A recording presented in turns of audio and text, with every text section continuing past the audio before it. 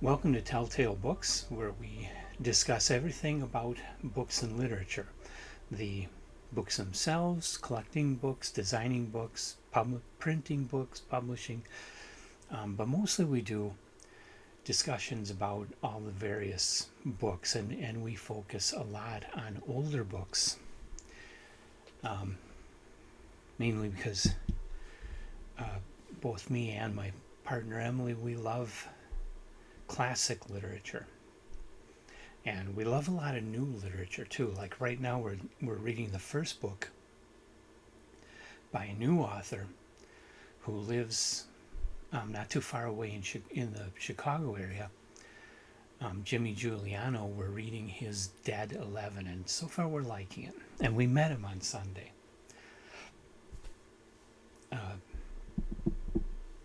I'm recording this on September 20th. We met him just this past Sunday at an event in Milwaukee. Really good guy. So, to get into this video, I'm putting this up on YouTube on September 21st.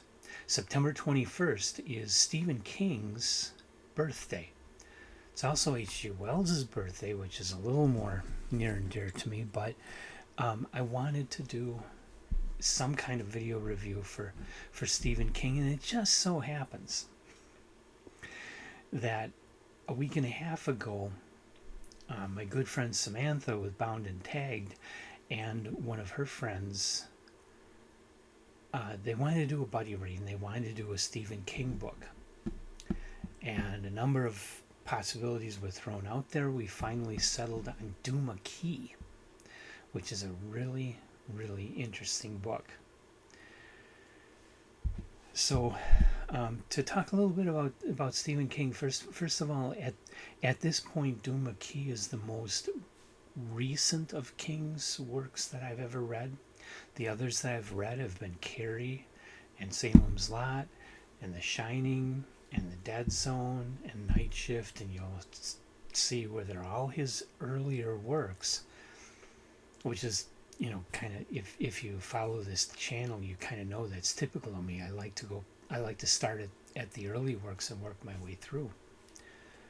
And I'm going to go back and talk, because I haven't really done videos about anything but the novels. I'm going to go back and talk more about all of his short stories, starting with the earliest that I can get my hands on. But for right now, it's DumaKey. And this will not be spoilery, but there's a certain amount that has to be revealed, that if you really want to go into the novel without any kind of expectations, without any kind of thoughts formed about the book, then you probably just want to take my word for it that this is definitely one of King's best works. And I'm giving it top tail status, even though Emily hasn't read it. And the other thing you should probably know about this particular book is that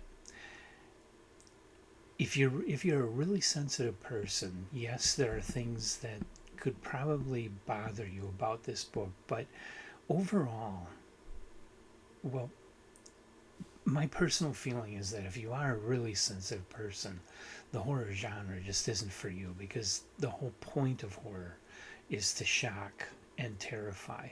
And so the authors purposely try to trigger you.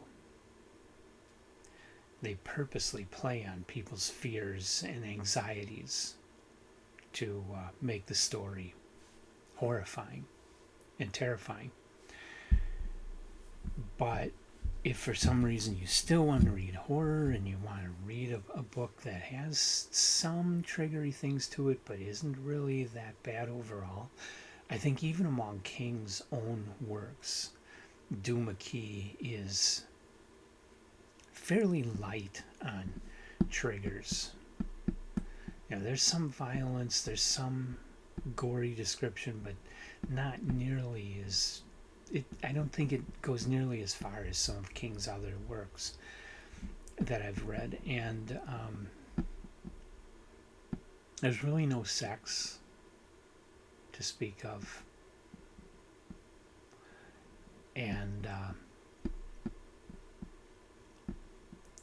trying to think, I don't think anybody gets raped. So subjects like that are not in this book, and there's some language. There's a lot of foul language, and there's one racial slur, but only one. And that one is, it makes total sense given the time and place and the character who says it. And it's not any kind of reflection on Stephen King himself. It really is the character, and so it really is appropriate for that character to make that comment. Okay, so what is DumaKey about? It's about Edgar Fremantle. He is a building contractor, has a very large, successful company that builds office buildings in Minnesota. And he's on a job site and gets into an accident. And this part is actually just, it's part of the past. The novel doesn't start with this, but it's part of Edgar Fremantle's past and leads up to where the novel begins. But he's on a job site, and he pulls up in his pickup truck, and there's a crane backing up that doesn't have any kind of warning lights or beepers or anything. So he doesn't see it, and the crane doesn't see him, and the crane backs into his truck and into him, and he loses his right arm, and his skull got crushed a bit, and his leg got hurt, and he had to have all kinds of operations, and he was in all kinds of pain. And after the operations, when he's recovering, he gets really, really, really angry, and at one point even tried to choke his wife to death. So he was in a bad place, and he's seeing a psychiatrist. His psychiatrist tells him, go somewhere and get away from it all and relax. And so he does. He finds a place where he can rent, where he can lease for a whole year on an island in the Florida Keys. Now, I've never been to Florida, never been to the Florida Keys. I believe DumaKey is completely fictional. Sorry if I'm wrong about that, but I'm pretty sure DumaKey is a completely fictional island down in the Florida Keys. And he rents a house, he leases this house for a year, and he goes and he stays there. And first thing he does to entertain himself is when he was young, he did sketch a bit, and he was always doodling whenever he was on the phone. He decided to get some colored pencils and some sketch pads and start doing some drawing. So he starts doing these drawings, and he is he does take an interest in Salvador Dali, and the house he's staying in used to be kind of like an artist retreat, and yes, Salvador Dali did stay there for a little bit. But in particular, Fremantle's drawings look a lot like Salvador Dali paintings. There's definitely some similarities in doing that kind of surrealistic subject matter. Okay, so he's doing these paintings, and people are telling him, yeah, they're pretty good. You need to keep going. But he's doing colored pencil drawings. People tell him, his daughter in particular tells him he needs to just get some paints and do paintings. So he does. And the first thing that happens is he does this painting. I'm trying to remember what the painting and situation was, but he did this painting, and then something happened that was what he painted. So his painting like foretold the future. But then he's thinking about it, and he tries another painting where he tries to paint something that specifically that he wanted to have happen, and that too comes true. So now it's looking like his paintings are not predicting the future, they're making the future. They're causing the events that are happening. So he keeps painting, and he gets a gallery interested, wants to show his paintings. Okay. And so he goes and has a big exhibit, but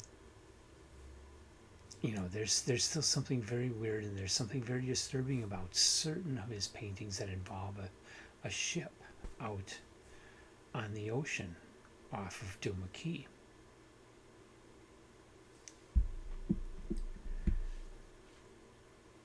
And I don't want to spoil this, so I'm not going to go on from there. Just understand that it gets weird. It gets really weird. I don't think this is the most horrifying, terrifying book that Stephen King has written, but I really love it. I absolutely am blown away by the events that King imagines, and the story that he comes up with, and the situation he comes up with, and was just grabbed by this novel all the way through to the very end. And so was Samantha. She loved it too. 5 stars. It's definitely a top tale. Of course, for me, being an artist, and I love Salvador Dali's work, I'm online finding Salvador, I'm reading scenes, I'm going, that was a Salvador Dali painting, and so I'm online looking it up and sending it to Samantha, because, I know that King must have seen Salvador Dali paintings and drawn upon them as inspiration for various portions of his book. And he even does mention certain paintings specifically by the title of the paintings, and those are the easy ones to find, but the others that I was reading, and I was just remembering, oh yeah, that's a Salvador Dali painting. So that was a very exciting thing for me, and added a dimension to the book that if you're not familiar with Salvador Dali, you'll never get that. But that doesn't mean you won't enjoy this book. I think you still will very much enjoy the book, even if you have no clue who Salvador Dali is. But if you are really familiar with Salvador Dali's work, that only makes this book that much better. And of course, being an artist, this guy becoming an artist, that also did appeal to me in the story. Although, he's under a supernatural influence, so things happen with him becoming an artist and starting a career as an artist and selling his work that just don't happen in the real world. He starts painting with an extreme realism without ever having had an art class. Okay, that doesn't happen. He has his, he instantly gets the local gallery interested in an exhibit. That doesn't happen. He instantly sells all of his paintings for a huge, huge, huge amount of money. That doesn't happen. I mean, all of those things are because of the supernatural influence at DumaKey. That's why those things happen to him.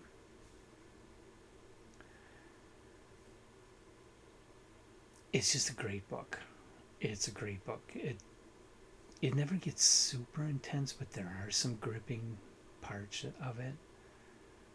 So this is, if you're into extreme horror, this isn't going to do it for you. But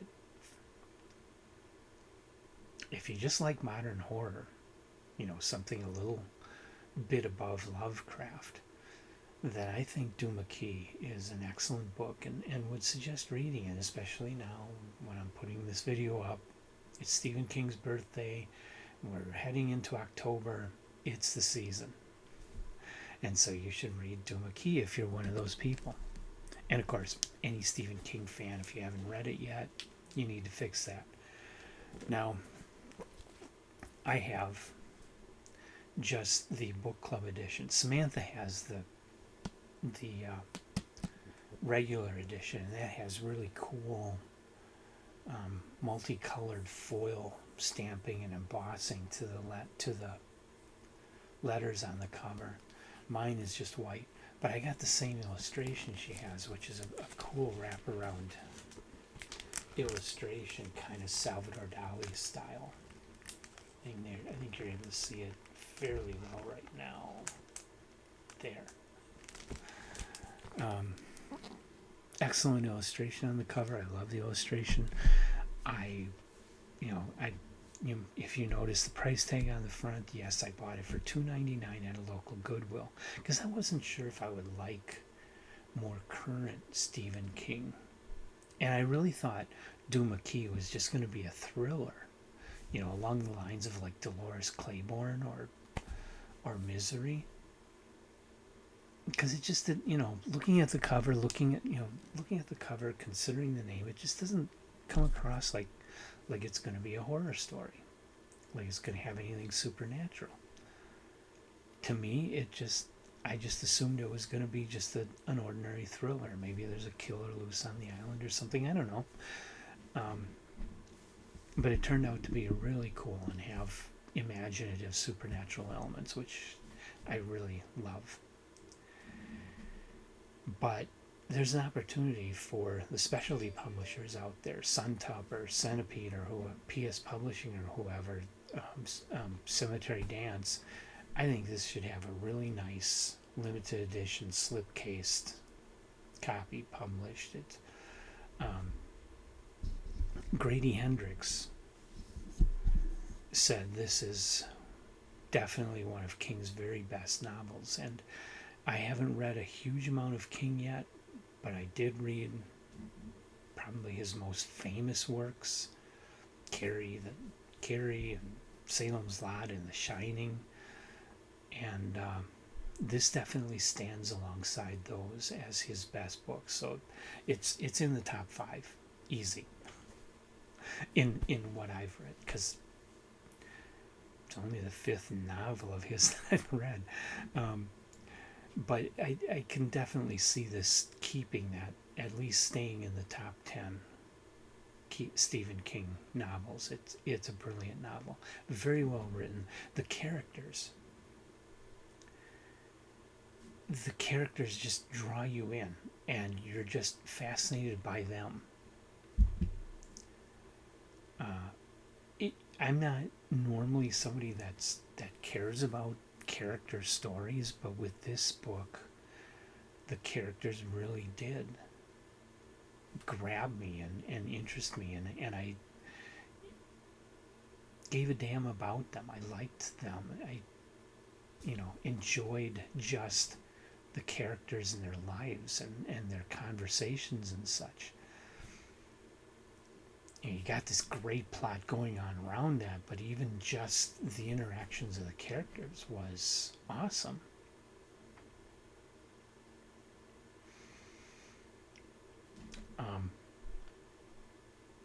In some ways, I see a in a large way, general similarity between DumaKey and The Shining. The Shining is really my favorite so far. And I see some parallels between DumaKey and The Shining in that you have this place and you have these people that have unexplained powers, and you have this evil force that they encounter and have to battle. And that's really where the similarities end. The Shining is more of a haunted house story. This is less of a haunted house story, although there's a little of that here, but it's the whole island, really. And then The Shining, you had these manic, you had these characters that were just going insane. This one, the characters don't go insane. They're decent people. They get afraid at times, but otherwise they face the evil and they battle it and they fight and they overcome adversities. Edgar in particular overcomes the remainder of the pain and crippledness from his accident. And that's a gradual thing that is really cool about the book, how he overcomes that and grows as a person, becomes a better person. So DumaKey, definitely recommended. Definitely an excellent book. And I'm going to be going back to early Stephen King short stories and starting there and working through whatever I haven't already covered. I'm sure there's going to be times when Samantha and Jennifer will drag me off the path to one of the other Stephen King books, but I'm going to go back and do a complete read through of Stephen King's works. Oh, and I also just received in the mail from an online seller the Stephen King Illustrated Companion, which is a really cool book. I normally don't go for stuff like this, but I wanted to learn more about King himself, and so I wanted a book like that. And this one has these pages where you get these inserts where you have this pouch that has reproductions of early works of his, and early versions of his manuscripts and stuff throughout the book. It's really different and really cool. So I'm looking forward to getting into that and learning more about King himself to bring to my videos and a greater understanding of King's work. He, when I was young, I avoided it. I avoided his work because I didn't read horror. As I got older, I started realizing that I was liking the movies based on his work, and so I should really try something of his. And then in the last 3 years, I actually did try something of his and found out I liked it. And the more I read of King, the more I realize that he is an important writer. He's one of the best we've got.